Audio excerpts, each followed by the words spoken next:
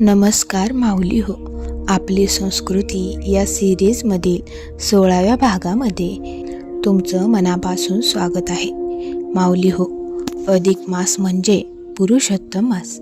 हा काळ केवळ उपवास, पूजा किंवा नियमांचा नसतो, तर हा काळ असतो देव आपल्या भक्तांना काही संकेत देत असतो. आणि त्यातला एक रहस्यमय संकेत म्हणजे संध्याकाळी लावलेला दिवा अचानक विझणे.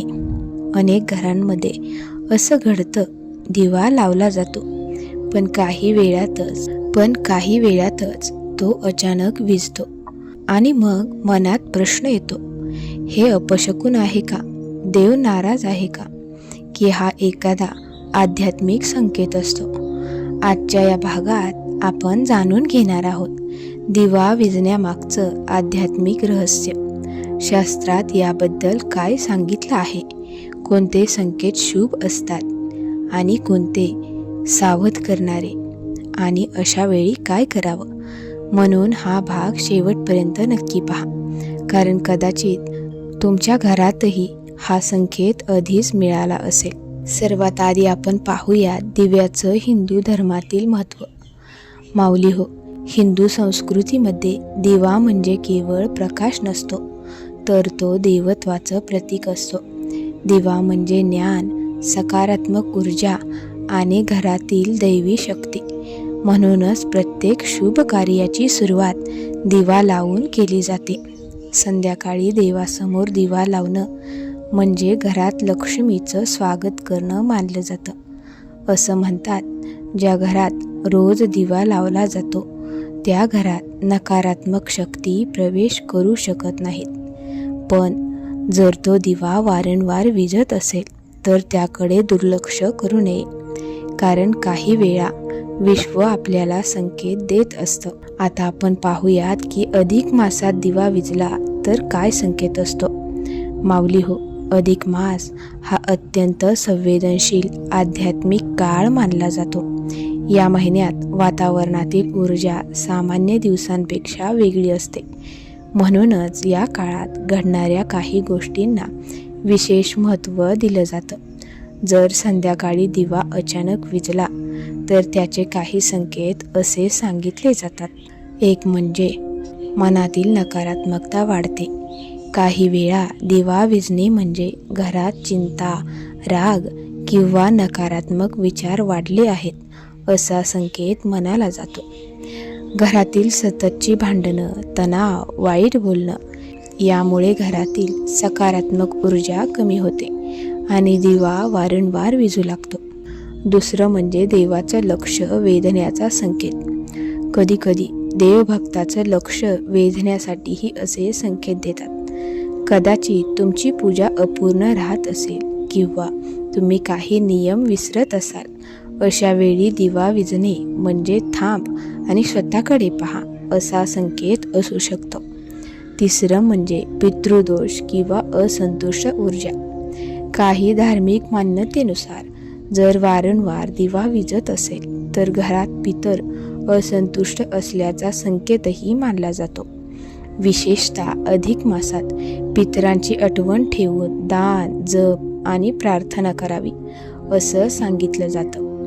तिसरं म्हणजे पण प्रत्येक वेळी तो अपशकुन नसतो, त्यामुळे ऐका. माऊली हो, सर्वात महत्त्वाची गोष्ट म्हणजे प्रत्येक वेळी दिवा विझला म्हणजे अपशकुन असतोच असं नाही. कधीकधी वारा, तेल कमी असणं, वात चुकीची असणं ही साधी कारणंही असू शकतात. म्हणूनच लगेच घाबरू नका. पण धर्म आपल्याला भीती शिकवत नाही, तर श्रद्धा आणि समज शिकवतं.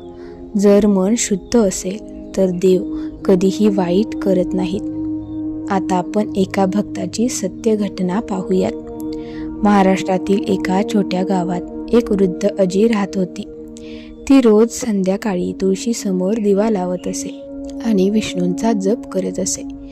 पण अधिक मास सुरू झाल्यावर एक विचित्र गोष्ट घडू लागली.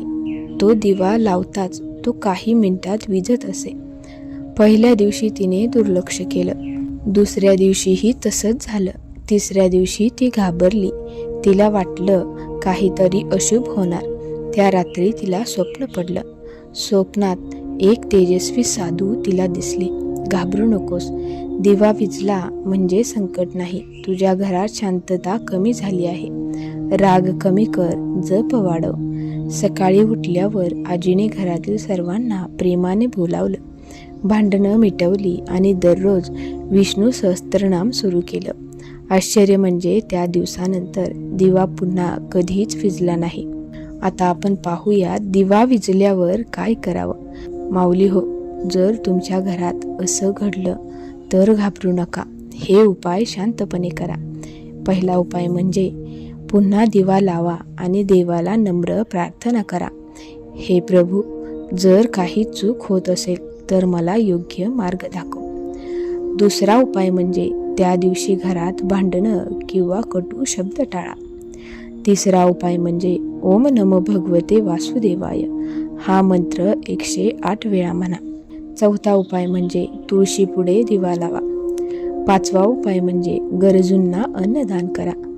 असं मानलं जातं, दानामुळे नकारात्मक ऊर्जा कमी होते. अधिक मासातील काही नियम आहेत ते आपण पाहूयात. या महिन्यात काही गोष्टी पाळल्या तर घरात सकारात्मकता वाढते. रोज संध्याकाळी दिवा लावा. विष्णू नामस्मरण करा. खोटं बोलणं टाळा. राग कमी करा. तुळशी पूजा करा. शक्य असेल तर एक वेळ उपवास करा.